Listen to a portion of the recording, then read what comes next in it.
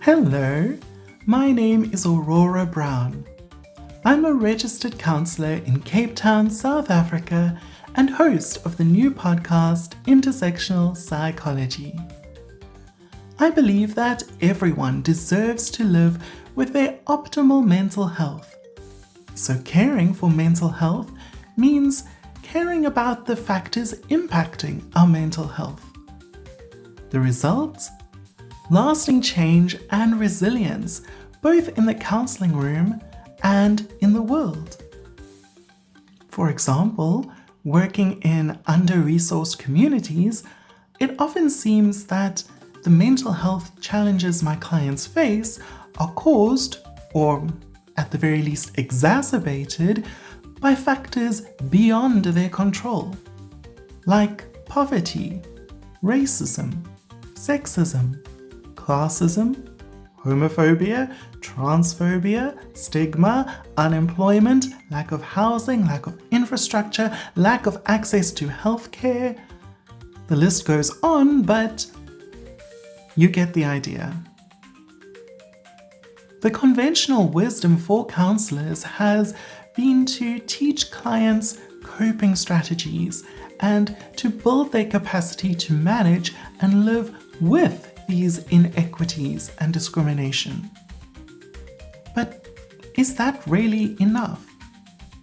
If we are caring for their mental health, shouldn't we be addressing the intersecting systems of oppression that impact their mental health?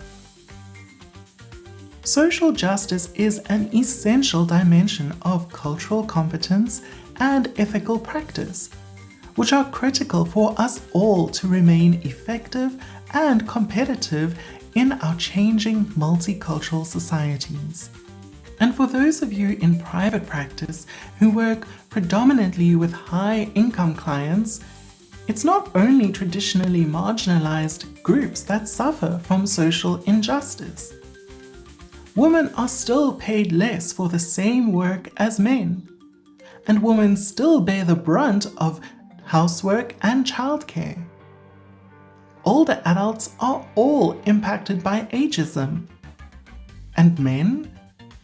Well, as Bell Hooks wrote in her 2004 book, The Will to Change, the first act of violence that patriarchy demands of males is not violence towards women. Instead, patriarchy demands of all males that they engage in acts of psychic self-mutilation, that they kill off the emotional parts of themselves. If an individual is not successful in emotionally crippling himself, he can count on patriarchal men to enact rituals of power that will assault his self-esteem. And thus, men are facing a crisis of mental health. A crisis that is caused by centuries of capitalist and patriarchal structures that value competition over collaboration, that value comparison over camaraderie, that say men don't cry. These systems of oppression have taught all of us to measure success by whether we are ahead or behind of our peers. Capitalism and patriarchy are even built into social media algorithms. These algorithms taunt us with the best lives our contacts are living, convincing us that success is a zero-sum game, that only one person can be the winner, and that if others have more than us, then we are failing or falling short. And we all buy into that. We all perpetuate these systems.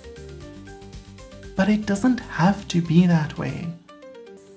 To truly improve the quality of life for ourselves, our friends and family, and our clients, we have to dismantle the structures that place quantifiable value on human lives, saying this person is worth more than that person. Even in private practice, understanding the broader social systems affecting your clients can help you provide more effective therapy and deepen your connection with their lived experiences. Being aware of social justice could enable you to help clients overcome societal pressures contributing to anxiety and depression.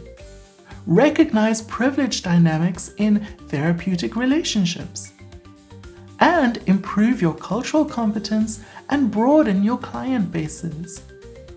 And for those of you, this idea of confronting systemic issues is not new. In fact, Dr. Martin Luther King Jr. addressed it powerfully in a 1967 speech to the American Psychological Association, just 7 months before his assassination. His call to action is as powerful and relevant today as it was back then.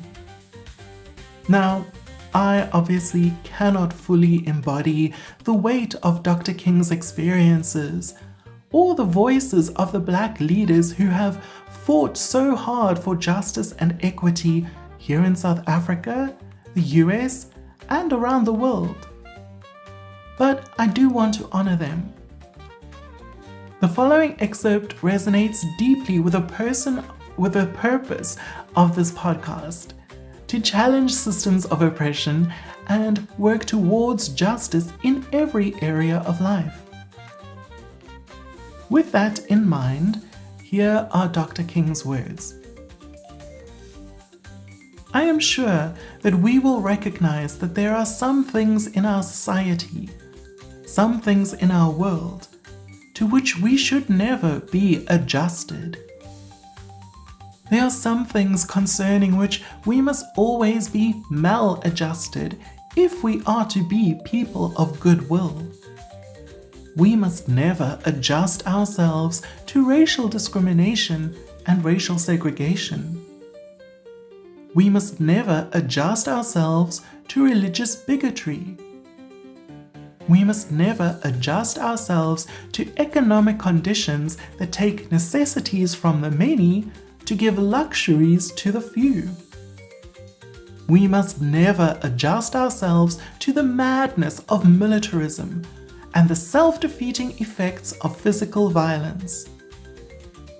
Thus, it may well be that our world is in dire need of a new organization, the International Association for the Advancement of Creative Maladjustment. Dr. King declared that through such creative maladjustment to systems of oppression, we may be able to emerge from the bleak and desolate midnight of man's inhumanity to man into the bright and glittering daybreak of freedom and justice. Dr. King's call for creative maladjustment is the spirit that guides this podcast. By questioning systems of oppression and striving for justice, we aim to improve mental health outcomes for everyone. This podcast will also highlight how frameworks like intersectionality can help us uncover hidden biases and better support our clients. We'll cover topics like navigating cultural competence, decolonizing counseling in practice, applying an intersectional lens to common presenting complaints, and supporting marginalized clients, alongside interviews with experts and people with lived experience at the juncture of psychology and social justice. And none of this would be possible without the work of people like Black feminist and legal scholar Kimberly Crenshaw. While Crenshaw named intersectionality in 1989, Black feminists had been championing this idea for centuries, from Maria W. Stewart and Sojourner Truth in the 19th century, to the ANC Women's League, the Kombahi River Collective, bell hooks, and our very own Pumla Dineo Gokola in more recent times. As a counselor, I've seen how overlapping systems of oppression like racism, sexism, and classism affect mental health. For mental health professionals, this podcast offers practical tools and insights to improve your practice and strengthen connections with diverse clients. You'll also be able to earn CPD points from some episodes of the podcast. I'll let you know whenever an accredited episode is coming up. You'll be able to complete a questionnaire or attend live sessions to get these points, so you can grow professionally while helping to create a fairer world. But I also have something extra for anyone who is not a healthcare professional, who is just looking to make a difference in their own mental health or their community. Now, let me just say that there will never be any third-party ads on intersectional psychology, which is great because it means that you can be sure all the mental health information shared here is free from corporate influence and bias. However, it also means that this podcast is only made possible by you, the listener. So if you enjoy this podcast or find value in it, please consider joining my Patreon for as little as $3 per month.